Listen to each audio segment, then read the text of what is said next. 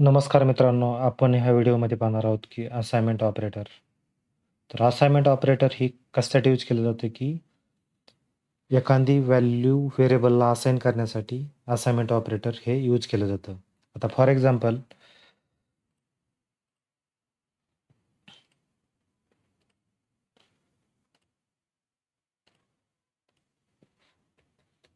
Int a correct.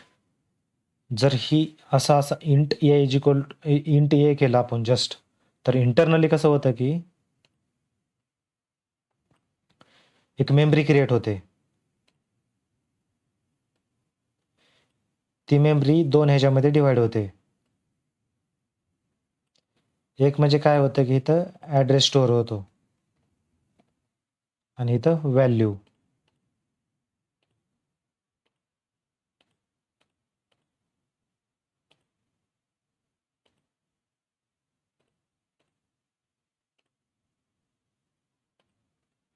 Value correct. तर आता ॲड्रेसच्या ठिकाणी ॲड्रेस स्टोअर होणार इथं. म्हणजे काय होणार, सपोज 101 हे ॲड्रेस आहे आणि व्हॅल्यूच्या ठिकाणी आता इंट ए केले आपण. इथं व्हॅल्यू वगैरे असाइन केली का त्याला? नाही केली आपण. सध्या इनिशियल लेव्हलला व्हॅल्यू वगैरे असाइन केली नाही आपण. त्यामुळे व्हॅल्यूच्या ठिकाणी काहीच स्टोअर होणार नाही. तिथं काय असणार?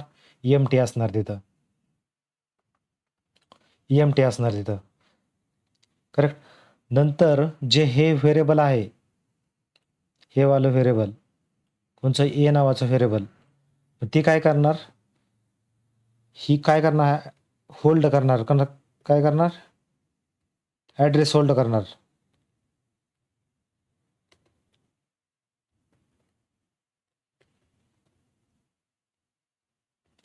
करेक्ट. ही काय करणार? ॲड्रेस होल्ड करणार. कोणचा? 101 हा ॲड्रेस होल्ड करणार. ज्यावेळेस इंट ए, त्यावेळेस इंटरनली असं वर्क होतं म्हणायचं. इंटरनली अशी मेमरी क्रिएट होते. करेक्ट. त्याला व्हॅल्यू असाइन झाली का? नाही. आता सेकंड ह्याला फॉर एक्झाम्पल ह्यानी ए इक्वल टू जर 10 असाइन केली, तर काय होते?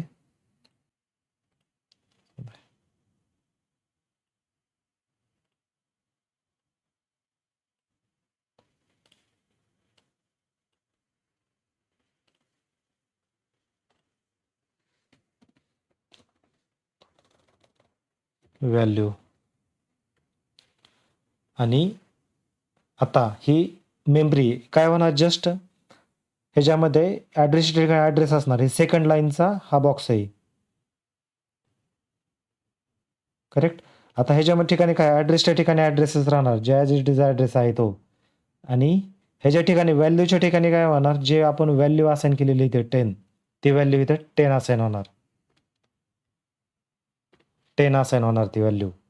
आणि जी ॲड्रेस आहे ए, हे ॲज इट इज ती कोणाला असाइन असणार आहे? तो एला.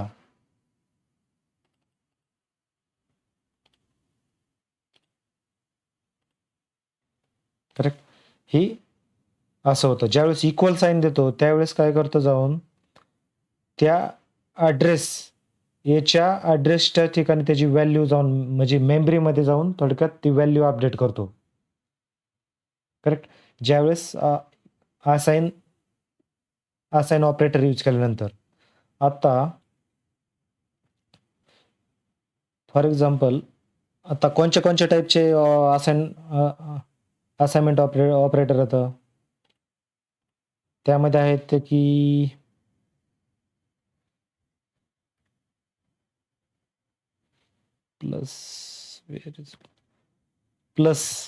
प्लस इक्वल ऑपरेटर, नंतर सबस्ट्रॅक्ट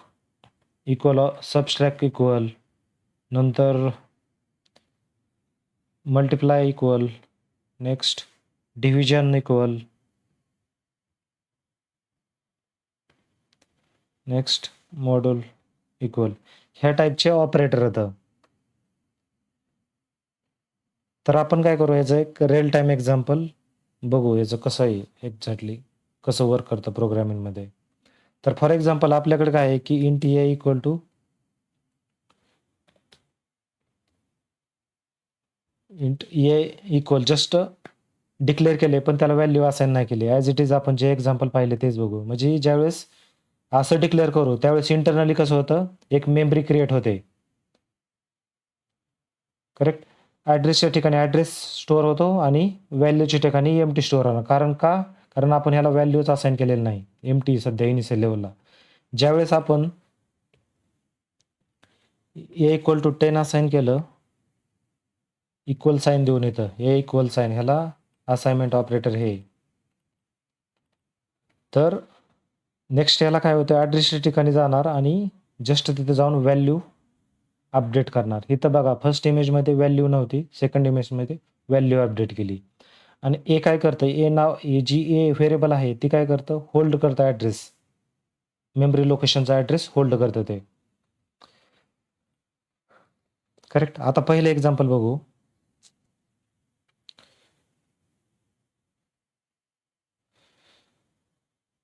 प्लस इक्वल हे ऑपरेटर बघू आपण. हे ऑपरेटर कसं वर्क होतं इंटरनली. डायरेक्ट जर यूज केलं तर फॉर एक्झाम्पल त्याला ए प्लस इक्वल 10 केलं ह्याला, तर हे जी व्हॅल्यू इंटरनली काय प्रिंट करते बघू. आता जर हे जस्ट प्रिंट केलं, हे ऑपरेटर यूज केलं इथं. करेक्ट. असाइनमेंट ऑपरेटर यूज केलं इथं. आता जर हे जी व्हॅल्यू जर चेक केली तर काय प्रिंट होणार, 20 होणार. तर हे इनडायरेक्टली कसं इंटरनली कसं वर्क होतं, ए इक्वल टू ए प्लस 10 हे असं वर्क होतं इंटरनली. म्हणून इथं 20 येणार. कसं? कारण एची व्हॅल्यू किती आहे यामध्ये, 10.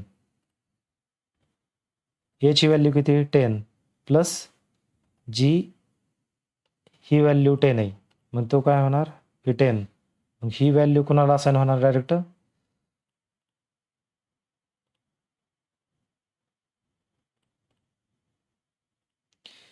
म्हणजे हे जे कॅल्क्युलेशन केलं, हे कॅल्क्युलेशन काय होणार, इथून हे जी कॅल्क्युलेशन आहे ही कॅल्क्युलेशनची व्हॅल्यू कशामध्ये स्टोअर होणार, ए मध्ये. हे असं, हे जो मिनिंग हे शॉर्टमध्ये लिहिलं आहे, हे असं इंटरनली असं कॅल्क्युलेट करतं ते. सेम ऑदर ह्याचं पण आता बघू. तर ये सबस्ट्रॅक्शन इक्वल 3 जर असं केलं तर आता बघू ह्याची व्हॅल्यू किती प्रिंट करतोय, याची व्हॅल्यू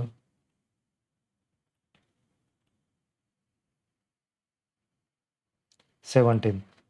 तर का की तर याची व्हॅल्यू 20 झालेली ऑलरेडी आणि इथं आपण काय केलेलं आहे, मायनस केलेलं आहे 3. म्हणजे इंटरनली कसं वर्क होतंय, तो ए इक्वल टू ए मायनस 3 असं वर्क होतोय तो. म्हणून ते ॲन्सर 3 आलेले आहे. जर ह्याचं व्हॅल्यूमध्ये कन्वर्ट केलं, एची व्हॅल्यू 20 म्हणजे ए इक्वल टू 20 मायनस 3. जी हा जा रिझल्ट येईन हे एक्सप्रेशनचा, तो कशामध्ये स्टोअर होणार, एमध्ये. सेम आता जर ह्याला जर केलं मल्टिप्लिकेशन डिव्हिजन, सेम असं वर्क होणार इंटरनली.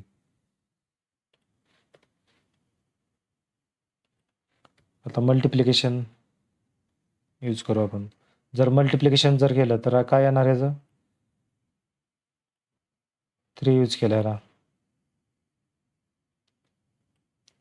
51. तर का 17 इंटू काय होणार इथं, 3 होणार. म्हणजे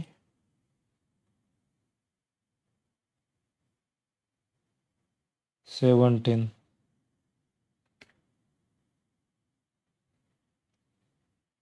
हां, हे असं होणार, हे असं इंटरनल कॅल्क्युलेशन होणार आणि रिझल्ट ह्याच्यामध्ये स्टोअर होणार. सेम ऑदर ह्याला पण तसंच होणार, डिव्हिजनला पण.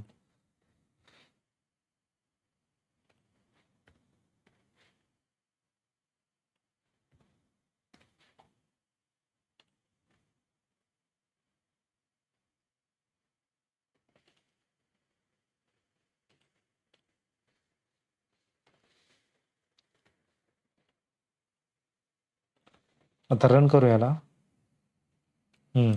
सेम ऑदर ह्याला पण असं सेम होणार, पण